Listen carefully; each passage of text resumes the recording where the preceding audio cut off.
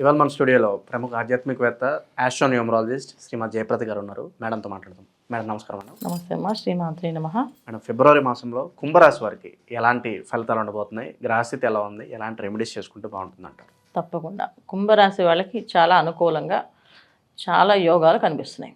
ఎందుకంటే ఎప్పటి నుంచో వీళ్ళు ఏ పనైనా చేయాలి అనుకుంటే వీళ్ళు అన్ని పనులు చేయడానికి ముందే ఉంటారు. ఏ చెప్పినా చిన్న పరిహారం చెప్పి చేసేస్తుంటారు. చేసేస్తే ఫలితం వచ్చేస్తుంది. అలాగా ఈ మాసం అంతా వీళ్ళకి ఏ పని చేసినా అనుకూలంగా అనిపిస్తుంది. ఎందుకంటే శని భగవానుడు కుంభరాశి నుంచి వెళ్ళిపోతూ మంచి చేస్తాడు. సో అందుకని యుక్తాయుక్త విశేషాల్లో అంటే ప్రతి ఆచరణ విషయంలో, ప్రతి మాటలోని, ప్రతి ఆలోచనలోని అన్నీ అనుకూలంగా మెరుగైన ఫలితాలు వస్తాయి. వీళ్ళు చేసే ప్రతి పని, ప్రతి ఆలోచన సరైన మార్గంలో, సరైన దారిలో నడిపిస్తుంది. ఇంతకుముందు చేసిన ఆలోచనలకి కాస్త పక్కదారులు వెళ్ళే అవకాశం ఉంది. కానీ ఈ మాసంలో వీళ్ళు తీసుకునే ప్రతి ఒక్క నిర్ణయం కరెక్ట్ అయిన మార్గము, కరెక్ట్ అయిన నిర్ణయం అయి ఉంటుంది. ఆ పని చేస్తే వాళ్ళు సక్సెస్ అవుతారు. సో ఉద్యోగ ప్రయత్నాల్లో ఉన్న వాళ్ళు ఉద్యోగాల కోసం ఏదైతే అప్లికేషన్ పెడతారో నాకు ఈ ఉద్యోగం కావాలని ఖచ్చితంగా వచ్చి తిరుగుతుంది. అలాగే వ్యాపారంలో ఈ వ్యాపారం నాకు అనుకూలంగా ఉంటుంది, నేను ఈ వ్యాపారంలో చేయగలుగుతాను అనుకుంటే ఆ వ్యాపారం అనుకూలంగా మారే అవకాశం ఎక్కువగా ఉంది. అలాగే ధన ఆదాయం కోసం ఎదురు చూసేవాళ్ళు ఆదాయం అనేది ఇంత అని ఫిక్స్డ్ డిపాజిట్ చేసుకున్నట్టుగా వాళ్ళు ఇంత ఫిక్స్డ్గా ప్లాన్ చేసుకుంటే ఖచ్చితంగా ఆ ధనం అనేది వాళ్ళకి ఏర్పడుతుంది, పనికి వస్తుంది. సో ఏ పని చేయాలన్నా చక్క పనులు అవుతాయి వీళ్ళకి. ఎందుకు అవుతాయి వీళ్ళకి అంటే ద్వితీయంలో శుక్రుడు రాహువులు. సో శుక్రుడు రాహువు కలిసి ఉండడం వల్ల ఆకర్షణ శక్తి, వచ్చే రూపాయిన 10 రూపాయలుగా రావడం, అది అంటే రూపాయి వస్తాను కూడా 10 రూపాయలు రావడం అంటే అనుకోకుండా అంత అమౌంట్ వస్తాం వీళ్ళే అనుకోరు, అలా వస్తుంది. అలా రావడము. తర్వాత ఇంట్లో వాళ్ళు వీళ్ళకి సపోర్ట్గా నిలబడ్డము. సో బయట ఎక్కడో లోన్స్ ఎందుకురా మేమే ఇస్తాము, మాతో పాటు దాంట్లో వచ్చే లాభం మాకు 1 రూపాయి లాభం ఇవ్వు, లేకపోతే నాకు 1 పావలా లాభం ఇవ్వు, మేము ఇస్తాం, డబ్బులు పెడతాం అని పెట్టుబడి పెట్టడానికి ఇంట్లో వాళ్ళు సహకరించడం, బంధువులు వీళ్ళకి సాయంగా ఉండడము, స్నేహితులు వీళ్ళకి తోడుగా ఉండడము, స్నేహితులతో కలిసి వీళ్ళు వ్యాపారం ప్రారంభం చేస్తే అది చాలా దినదిన అభివృద్ధిగా మారడము. అయితే వీళ్ళు సొంతంగా కాకుండా ఎవరితో ఒకరితో పార్ట్నర్షిప్గా చేసుకుంటే అనుకూలంగా ఉంది. సొంత వ్యాపారాల్లో కాస్తంత ఆలస్యం జరిగి వస్తుంది. అందుకే తుది నిర్ణయం వీళ్ళదే కనుక వీళ్ళు ఆలోచించే ప్రతి విషయంలో కరెక్టే నిర్ణయం ఉన్నప్పటికీ కూడా కొన్ని మార్గాల్లో, కొన్ని విషయాల్లో ఎవరో ఒక సహాయం ఉండాలి. ఎప్పుడైతే ద్వితీయంలో శుక్రుడు ఉన్నాడో భార్య సపోర్ట్ కానీ, లేదా బంధువుల సపోర్ట్ కానీ, స్నేహితుల సపోర్ట్ కానీ ఉంటే కనుక ఖచ్చితంగా ఫలితాలు అనేది బ్రహ్మాండంగా ఉంటాయి. ఎవరో ఒకరు సాయం ఉండాలి. సో బయటికి వెళ్తే చీమైన సాయం ఉండాలంటారు. ఆ సాయం ఉంటే కనుక పనులు ఫాస్ట్గా అవుతాయి. అవి వీళ్ళు చేసుకుంటూ వెళ్తే ఉద్యోగ యోగమే కాకుండా ధన యోగం ఉంది, తర్వాత అధికార యోగం ఉంది. అంటే అధికారంలో ఉండేవాళ్ళు వాళ్ళ అధికారం మళ్ళీ రావడమో, లేదా అధికారంలో కూర్చోవడమో, అధికారంలో సాధించడమో, అధికారులతో కొన్ని పనులు చేయించడమో, ఇలాంటివన్నీ కూడా అనుకూలంగా కనిపిస్తున్నాయి. తర్వాత అన్నిటికంటే ఏంటంటే మీడియా రంగంలో పనిచేసే వాళ్ళకి సో మంచి గుర్తింపు రావడం, వాళ్ళు చేసే ప్రతి పని గుర్తించి వాళ్ళకి దానికంటే ఎక్కువ ప్రతిఫలం ఇవ్వడం అనేది జరుగుతుంది. సో ఇలాగా కుంభరాశి వాళ్ళకి ఈ మాసంలో అన్ని అనుకూలంగా బ్రహ్మాండంగా కనిపిస్తున్నాయి. అయితే సంతాన విషయంలో జాగ్రత్తగా ఉండాలి వీళ్ళు. సంతానం మాత్రం వీళ్ళకి ఎదురు తిరిగే అవకాశం ఉంది. సంతానం వీళ్ళు మాట వినకపోవచ్చు. సంతానం వీళ్ళు చెప్పిన మాట చేయకుండా వాళ్ళు నచ్చినట్టు చేసుకుని వెళ్ళే అవకాశాలు ఉన్నాయి.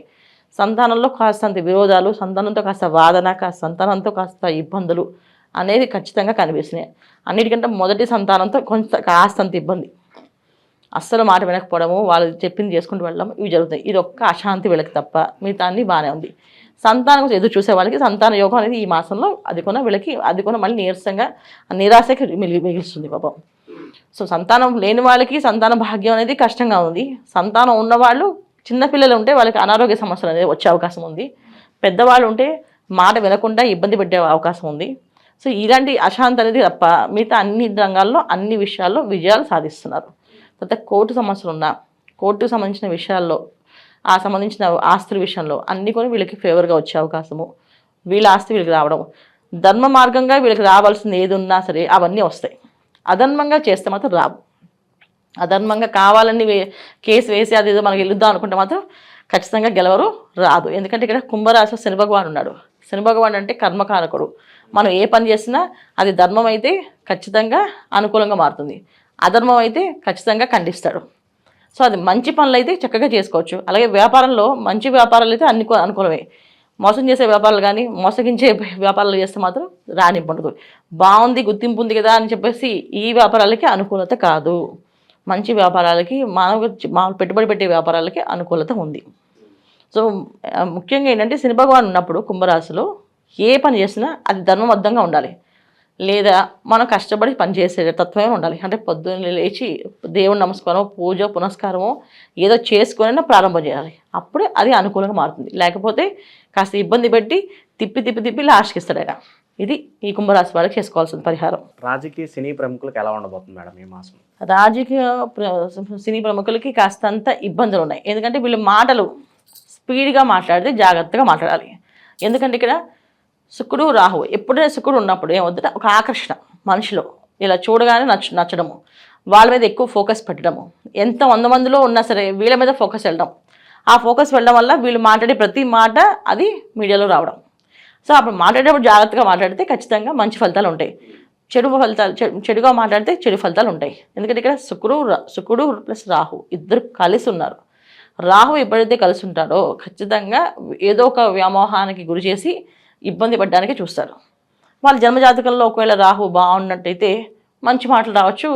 తెలియకుండానే ఒక చిన్న ఆర్డినరీ మనిషి ఒక మీడియాలోకి వచ్చేసి ఒక స్టార్ అయిపోవచ్చు డే 1లోనే. సో రాత్రికి స్టార్లు అయిపోతుంటుంది. అలా అయ్యే అవకాశం కూడా ఈ కుంభరాశి వాళ్ళు ఆ జాతకం ఉంది వీళ్ళకి. సో ఎందుకు ఇక్కడ వాళ్ళ జన్మజాతకంలో రాహు కానీ, శని భగవానుడు కానీ, శుక్రుడు కానీ యోగకారకుడే ఉండి యోగిస్తున్నాడంటే ఖచ్చితంగా వాళ్ళు రాత్రికి స్టార్లు అయ్యే అవకాశం కనిపిస్తుంది. సో ఇలాంటి అవకాశాలు ఇవి గోచార ఫలితాలు. సో గోచారంలో అందరికీ వచ్చేవి ఇవి లక్షణాలు. అయితే జన్మజాతకంలో కూడా అలాంటి బాధలు ఇబ్బందులు కనిపిస్తున్నాయంటే, అలాంటి అవకాశాలు కనిపిస్తున్నాయంటే అప్పుడు దీని ఫలితం కాస్త మంచి ఫలితాలు కనిపిస్తాయి.